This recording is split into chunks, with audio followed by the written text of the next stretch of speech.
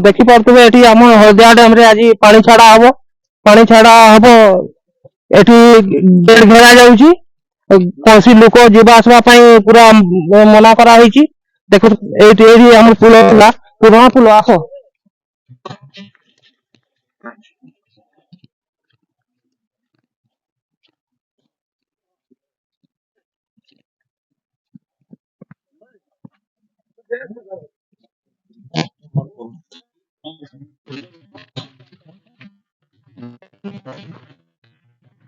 एटा पुलटा थिला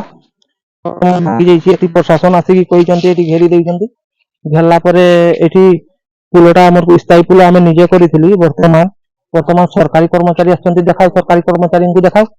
सरकारी कर्मचारी माने सब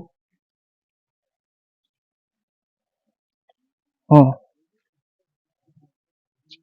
एटा केबल पाइप जाइए सब पानी छाड़ा हम आज आज सार मैंने आसी सब एपट सेपट दुई आड़े घेर दौरान ये घेराई देख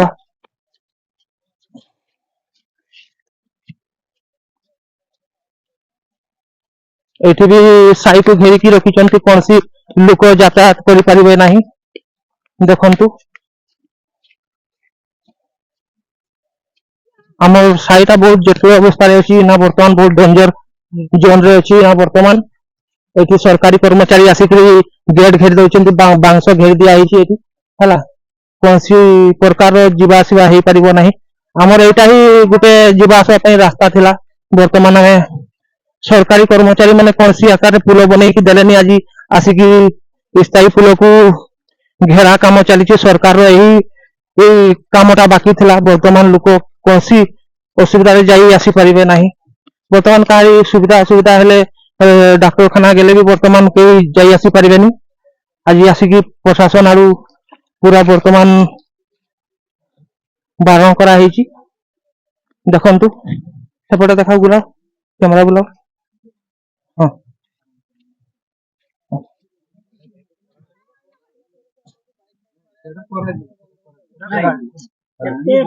देला परे भी सार हमर के तदन पाई देने भी के सार नहीं हमें आछनु तो मो भाई पठाई भी समझ जाई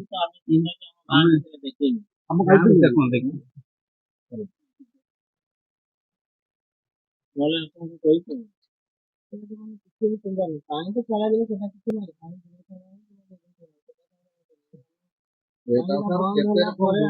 सर कितना गेट खुला हो सर कितना गेट खुला हो